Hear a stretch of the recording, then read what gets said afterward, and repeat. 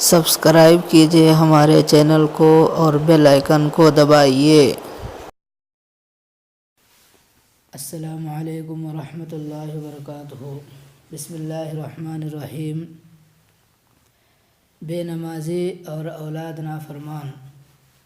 اللہ تعالیٰ نے تیرے بچے کو تیرا نافرمان بنا دیا، اب تو کیوں روتی پھرتی ہے؟ بچی میری بات نہیں مانتی، بچی میری بات نہیں سنتی، اب رونے کی کوئی ضرورت نہیں۔ یہ تیرے ہاتھ کی کمائی ہے، یہ وہ کھیتی ہے جس کو تو نے اپنے ہاتھ سے بویا ہے، اب تجھے اس کا پھل کاٹنا ہوگا۔ جو انسان کیکر بوئے گا اس پر کبھی سیب کا پھل نہیں لگتا، جو کیکر بوئے گا اس کو کانٹے ملیں گے، جو سیب لگائے گا اسے سیب ملے گا۔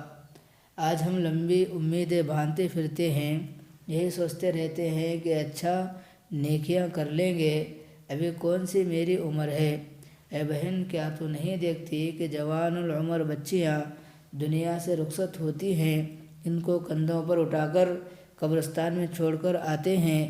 کتنی دفعہ ایسا ہوا ہے کہ شادی ہوئی، پہلے بچے کی پیدائش کے وقت شہید ہو کر آخرت میں پہنچ جاتی ہے تو موت کا کیا پتہ کب آئے گی۔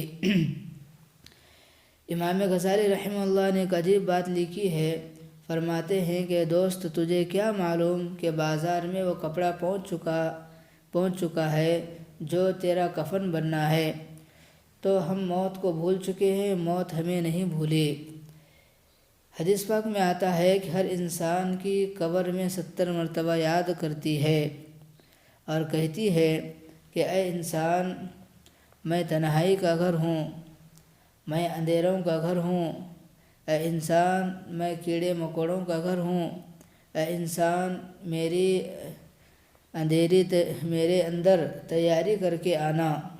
لیکن یہ انسان دنیا کی زندگی میں مست ہوتا ہے، دنیا کے مال کا نشہ اس کی آنکھوں پر اس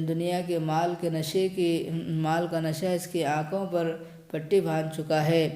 آج کتنی عورتوں کو دیکھا گیا، انہیں روز مرہ کی ضروری مسائل کا بھی پتہ نہیں ہوتا، ان مسائل کو نہ وہ خود پڑھتی ہے، نہ ان کو کسی سے پوچھنے کے لیے موقع